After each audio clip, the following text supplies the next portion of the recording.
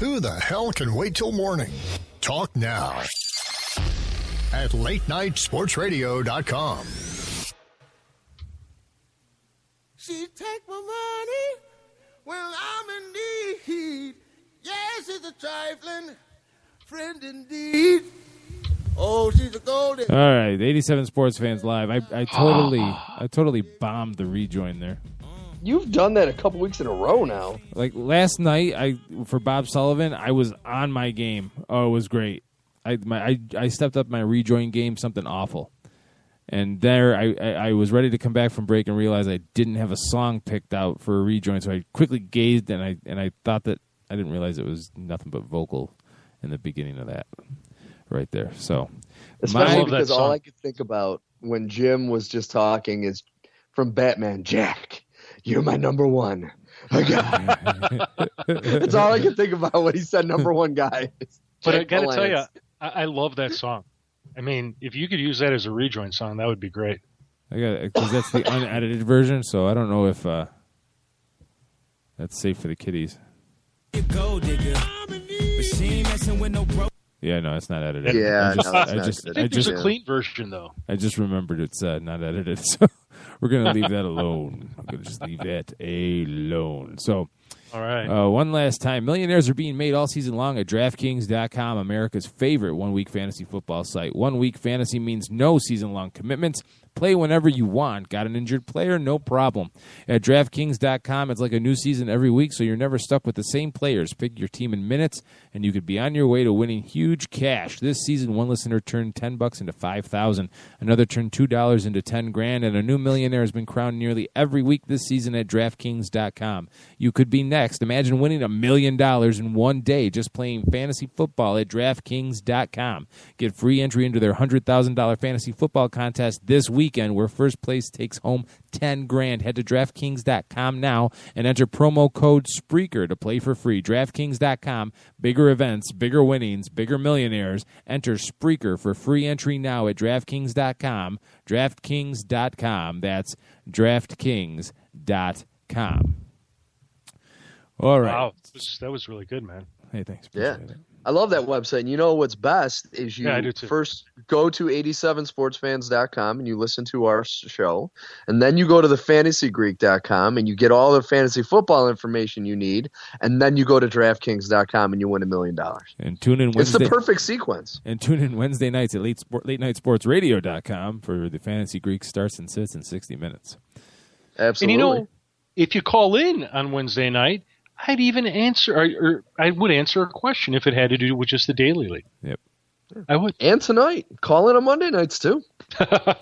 Call in any night. By all means. Jim is here for a full hour on Monday nights. He'll be here to answer all your questions. 585-633-7487. That's 585-633-7487. So, looking ahead to next week, which games do we differ on? Well, you guys are picking the Bears and I'm picking the Vikings, and just because I'm off the Bears train.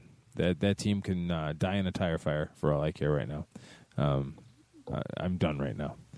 I'm off the Bears train, but on just a dice roll. Their talent level is still vastly superior to Minnesota's, and being at Soldier Field, I think this is an absolute must-win for the Bears. If they lose this game at home to Minnesota, it would just be devastating to this team for the rest of their season. I mean, as bad as it is, it'll make it even worse.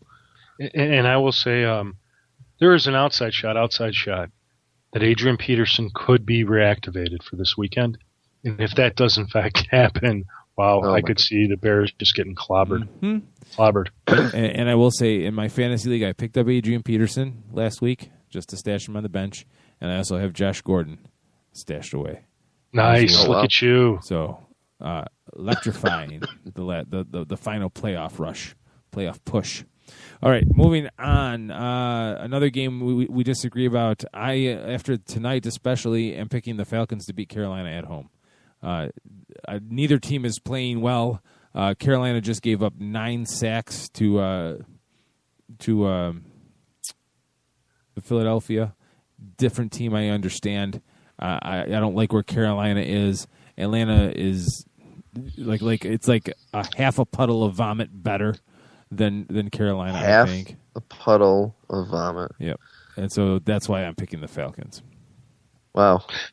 I don't know how I can get past half a puddle of vomit. Yeah, that and my Tupperware analogy. I'm on fire this week. Here's the thing: the only reason why I think the Panthers have a chance is because the Falcons' defense is bad. It's just terrible. So I don't expect them to get the kind of pass rush on him that occurred tonight. But I agree. I mean, after you watch tonight's game, it's very difficult to have any confidence in the Panthers' season, especially with Cam Newton. He's still beat up. I made these picks this week very angry. Yeah, you did. I did. Do we need to get you some help? No. I was very emotional when I picked these. Okay. Steve-O, you're picking St. Louis over Denver. Talk about that. Well, here it comes.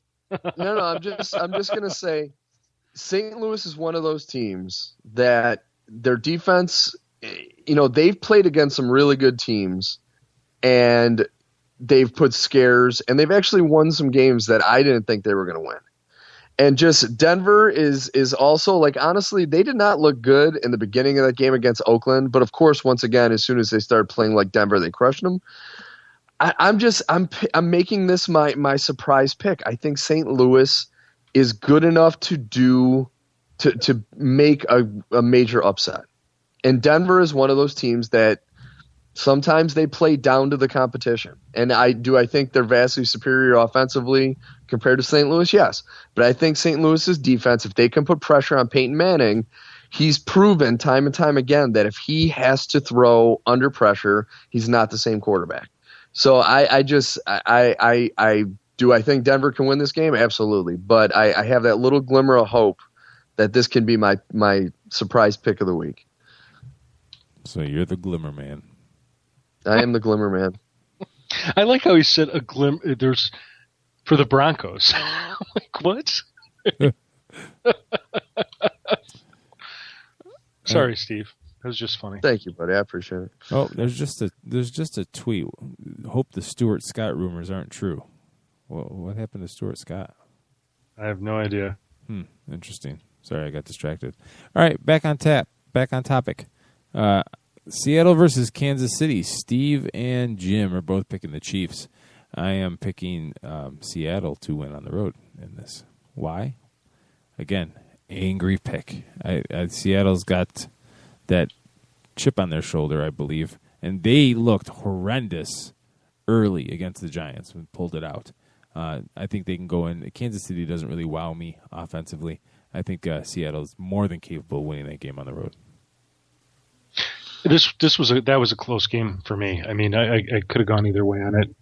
I eventually took the Chiefs because I think they're a better team at home. I don't think the Seahawks are all there, and I think they'll have their share of problems against the Chiefs. I think it'll be a down and dirty game, and they're going to run, and they're going to run, and they're going to run. It's going to be old school, and if you're from that era, this is the game to watch. And I agree with Jim. I think Kansas City at home, it's still next to Seattle, is one of the toughest places to play. And Kansas City's solid at home. And Seattle has proven this year that they are a much different team, especially their defense on the road. And you got to wonder, how long can Russell Wilson and Marshawn Lynch run that offense, just the two of them? Because it seems like their passing game is pretty much non-existent. And if it wasn't for Marshawn Lynch with his 4 touchdowns and Russell Wilson getting a lot of first downs this last game with his legs, they would not have won. So to me, it's just Seattle, they have a lot of figuring out to do before I can really get behind them against a tough Kansas City team. Okay. New England versus Indianapolis. Steve and I are picking the Patriots. Jim, you're picking the Colts. Home field, baby. Home field. Bye week. Andrew Luck. I think the Colts got the Patriots figured. I don't believe in bye weeks anymore. Oh. It's too bad. I don't believe in Santa Claus anymore either. Too bad. See, I always, I love my Colts. I'm a Colt fan, but just the way New England's played recently, they just look dominating. And I would need them to lose before I would really bet against them because they're on a good roll right now. I know they're coming off a bye week, and that sometimes can throw off your mojo, but I don't know. They're playing, in my opinion, they're playing some of the best football in the NFL right now. So, see, and I looked at it that way too. Both teams are playing just some of the best football in the NFL, and I think the Colts are they're a better team right now. Colts defense is better than I thought it would ever be. Be quite honest.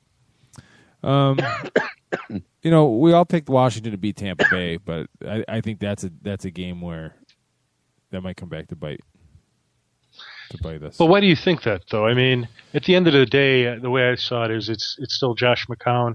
Well, let me back up here. The Redskins have not a good fantasy defense, but they have a good defense in general. Mm-hmm. And they're effective against the run, and Tampa Bay has really no run right now. And they're effective against the pass, not as effective, but they could take them. And defensively, the Bucs aren't very good at all. And RG3 should have a much better outing against them than he did against the Vikings 2 weeks ago. Yeah, I just think that Tampa Bay is kind of a wild card, and one day they're going to put it all together and upset a team. And Washington doesn't strike me as a team that fires on all cylinders. It's just not yet. See, the beginning of the season, I thought Tampa Bay also was a wild card, but then after the last 5 weeks, they've been. I don't really have that same feeling anymore. That's what I mean. I did pick the Redskins for the record. Yeah, just want to throw that out there.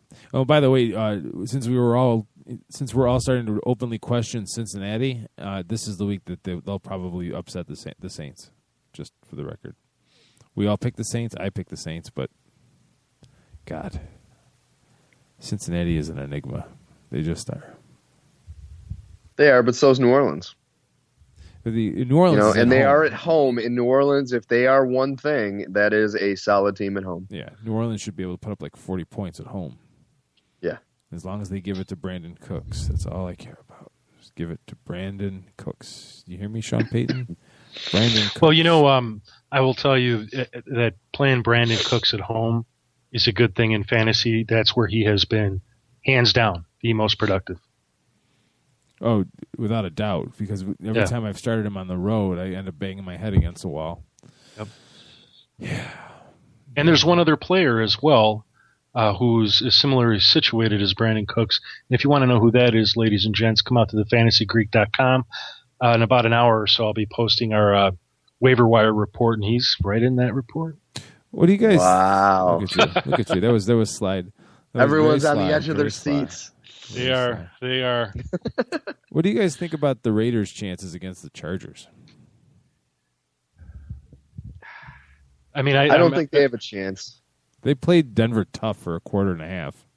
They did. They did, but San Diego has a lot to prove because they're coming off of their bye week and 2 losses leading into that. And Oakland, just after watching some of that Denver game, they just don't seem like they want to win. They seem like they want to play good, and they do. They play tough against a lot of teams, but they just don't have that little bit you need to win a game. They definitely it almost reminds me of Jacksonville last year. They definitely don't have that staying power. No. This should be a bounce-back game for the Chargers after what they've been through, especially that last game.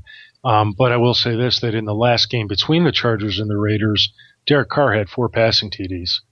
It was a high-scoring game. I don't expect that this same time around. I think it might actually be more of a medium-scoring game. Right. Yeah. But I can't see the Raiders. I mean, look, if you look at the Raiders on paper, they have a great pass defense. I mean, that is sort of what kept them in the game with the Broncos for that first quarter and a half.